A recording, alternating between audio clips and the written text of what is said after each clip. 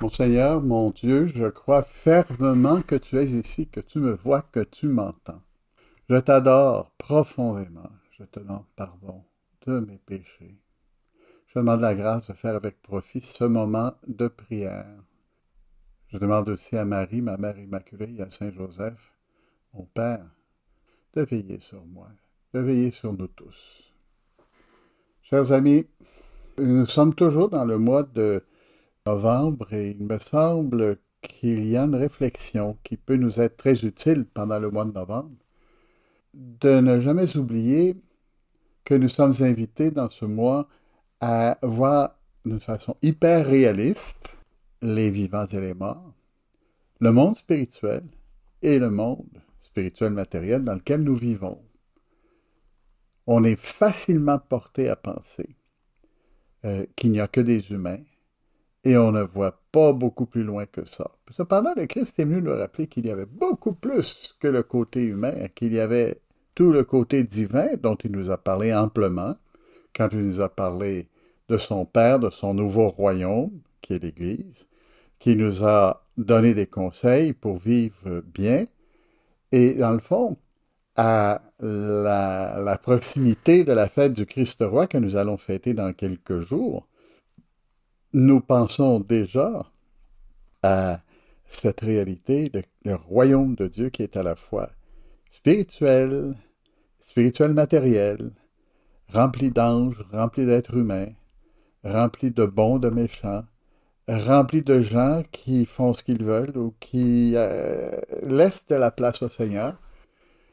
Nous avons été baptisés et ce baptême nous a donné un commencement de vie spirituelle, même si nous ne le voyons pas.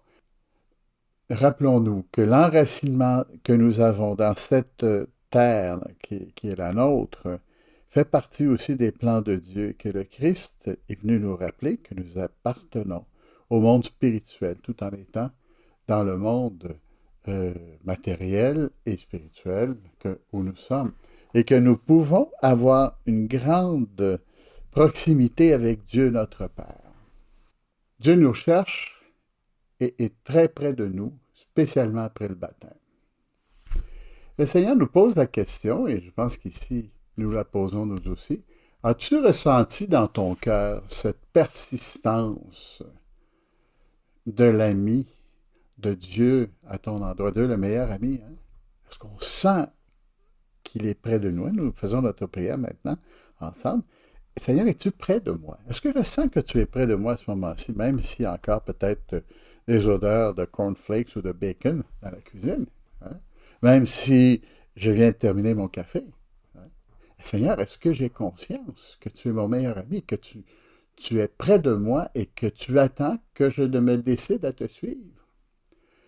Est-ce que j'ai le désir d'une meilleure vie? Une vie où je pourrais avoir plus d'intérêt pour ce qui est bon et spécialement pour toi qui es bon? Est-ce que j'ai des désirs de mieux me comporter ou de recommencer à te prendre au sérieux?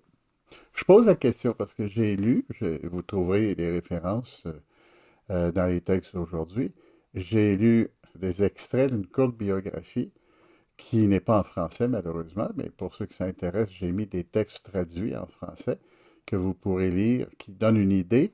Une courte biographie d'un monsieur, d'un jeune garçon qui est mort à 21 ans, qui s'appelait Pedro Ballester. Contrairement à ce que son nom semble indiquer, c'est un jeune Anglais qui est mort à 21 ans en 2018, donc ça fait pas si longtemps que ça.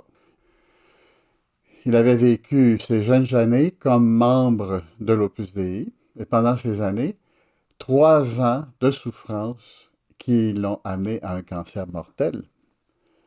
Et cet homme qui avait compris que le Seigneur l'appelait à vivre une vocation très près du Seigneur dans les choses de chaque jour, s'est voué à ça et a donné la toute première importance à sa vie. La biographie est intéressante. Hein. Étudiant sérieux et aussi en même temps un très bon compagnon. Beaucoup de gens l'admiraient, l'aimaient beaucoup. Ses amis en génie avaient beaucoup de plaisir avec lui et il travaillait très fort, joyeux, profondément sensible à la qualité de son travail parce qu'il l'offrait à Dieu, hein, il était aussi un homme de prière. Il ne se cachait pas. Il avait été servant de messe à l'église, son église familiale à Manchester. Et bon, il était comme tous ces enfants-là, quelqu'un qui le faisait euh, espièglement. Lui et son frère servaient souvent la messe ensemble et c'était à savoir lequel des deux allait éteindre les chandelles, hein, le premier. Des enfants normaux, un jeune homme normal qui voulait s'approcher de ce qu'il considérait le meilleur et il le voyait Dieu. Et pour lui, c'était ça le centre de sa vie. Sa vie était centrée sur Dieu. Dans la biographie que j'ai lue, il nous dit, lorsque les gens ordinaires font des choses extraordinaires, nous voulons savoir comment ils l'ont fait. Et c'est un peu Pedro, parce que tous ces gens-là, ordinaires, hein, comme Pedro Ballester, rêvent d'une vie extraordinaire. Celle de Pedro est la vie extraordinaire d'un garçon très ordinaire qui a lutté pour aller au ciel. Et cette lutte n'est pas passée inaperçue. Beaucoup l'ont remarqué.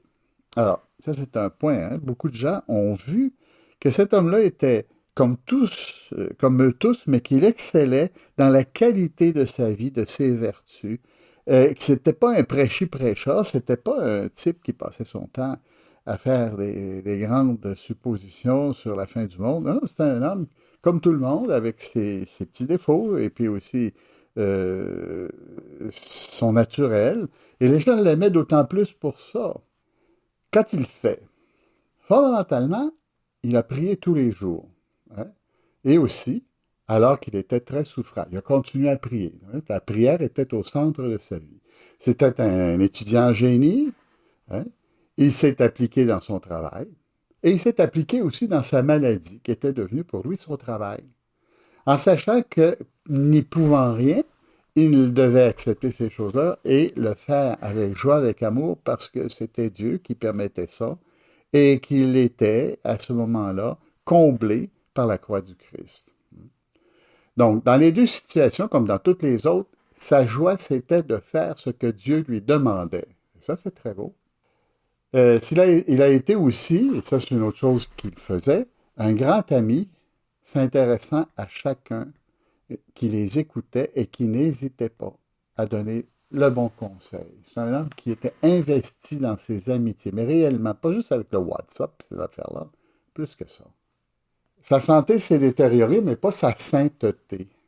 Pendant 3 ans, il souffre beaucoup, mais comme il tente de plaire à Dieu là où il continue de travailler pendant sa maladie. Il continue de transformer en prière et de poursuivre son plan d'amitié, même alité. C'était extraordinaire comment cet homme-là avait euh, un souci de vivre sa vocation là où il était, peu importe les circonstances de sa vie. Oh, c'est sûr, c'était pas facile pour lui de vivre à la hauteur, mais il le faisait. 3 semaines avant sa mort, après 3 longues années de traitement, de chimiothérapie, de voyage, de séjour hospitalier, de douleur, de souffrance, Pedro parlait à Tom, un garçon de 15 ans qui avait décidé de suivre sa vocation de numéraire à l'Opus Dei. Pedro lui a demandé, avec une voix intime, es-tu heureux? Oui, je le suis, a répondu Tom. Et avec une grande simplicité, il a demandé à Pedro la même chose. Et toi, Pedro? Pedro sourit avec conviction. Je n'ai jamais été si heureux. Heureux de vivre quand il le pouvait et heureux de souffrir alors que c'était ce qu'il pouvait faire. Heureux de mourir si telle était la volonté de Dieu. Ouf! Quelque chose d'impressionnant pour nous. Le bonheur, hein, de vivre et le bonheur de mourir. L'idée d'accomplir la volonté de Dieu toute sa vie, dans l'amour de Dieu son Père, dans tout, même dans sa maladie, a fait qu'il était heureux de vivre et heureux de mourir, si telle était la volonté de Dieu son Père. Et c'est joyeux qu'il est mort, sachant qu'il allait vers son Père. Seigneur, apprends-moi, moi aussi, à découvrir dans la vie tout ce qu'il y a qui peut me rapprocher de toi, que ce soit ce que j'aime et aussi ce qui me fait souffrir, et que ce soit toujours accompagné de mes amis. Parce que la vie, elle est faite pour être bien vécue dans la joie, pour que nous puissions aussi mourir dans la joie, sachant que le Christ roi est celui qui va réunir cette triste réalité de la vie à la grande réalité de l'éternité avec toi dans le ciel. Amen.